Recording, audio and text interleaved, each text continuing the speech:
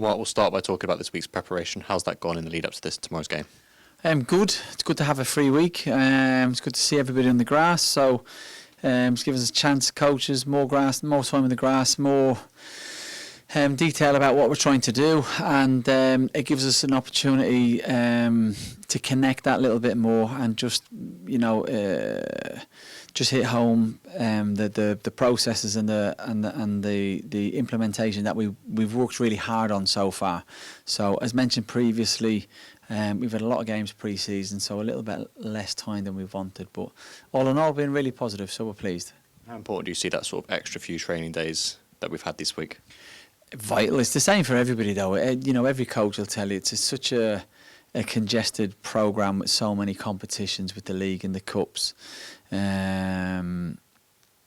It's hard, it's taxing, but it is what it is. It's nothing you don't know about before the season starts, so it doesn't make it any easier, but it's the same for everybody.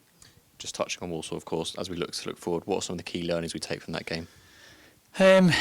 Walsall was a really good day, believe it or not, for lots of reasons. There's so much learning from it. There's lots of things we take away as a group that need to stay inside our camp, not in a really negative way. There's lots of findings we find from the game, without getting too detailed or giving too much away. So stuff that we can really take away and learn from, and it was a brilliant education for everybody involved, for sure. So we know the result was disappointing, but ultimately it's the reaction now. So how impressed have you been from the players' reaction from that? Impressed? No, because I know who they are and what they are. The lads have been outstanding. I can't compliment them enough since I've been in. They're a pleasure to work with, a real joy, a group that I want to come in and see every day. So I knew exactly what we'd get. Their enthusiasm, their energy, their warmth, their professionalism is 10 out of 10. We're going to lose games of football. There's a way to lose games of football. There's reasons why you lose them.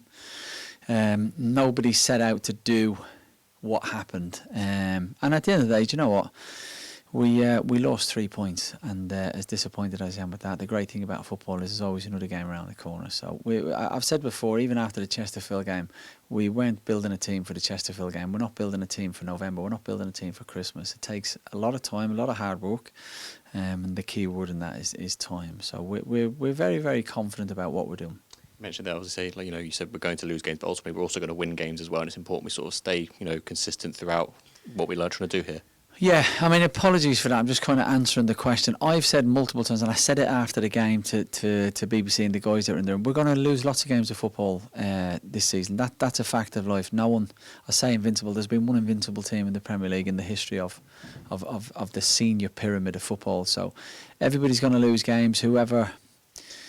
I think Real Madrid won the Champions League last year. I think is it the first time somebody's gone through with winning every game, and that's quite. And we're talking about Real Madrid, by the way. So it's what we learn. It's what we're trying to build. It's what we're trying to do.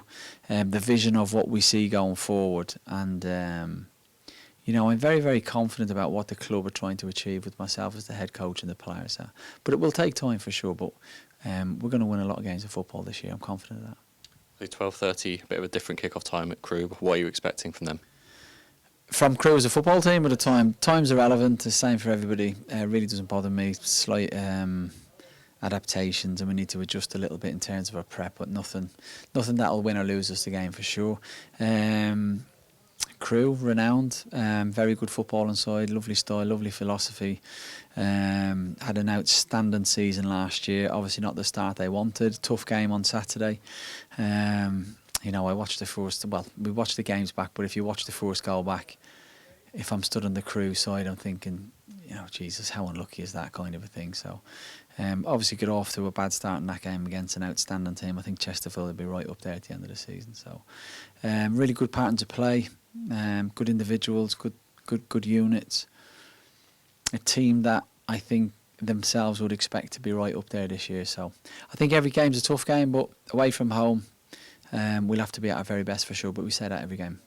Like you mentioned there, obviously both sides will be looking for a reaction from their last time out, but obviously we're wanting to be the ones that are coming out on top on Saturday.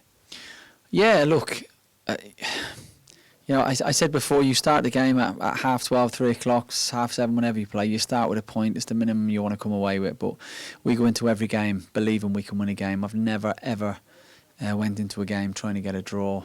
No matter who we've played against, and I've been the underdog many times as a head coach. So Saturday we'll be going there to get 3 points for sure.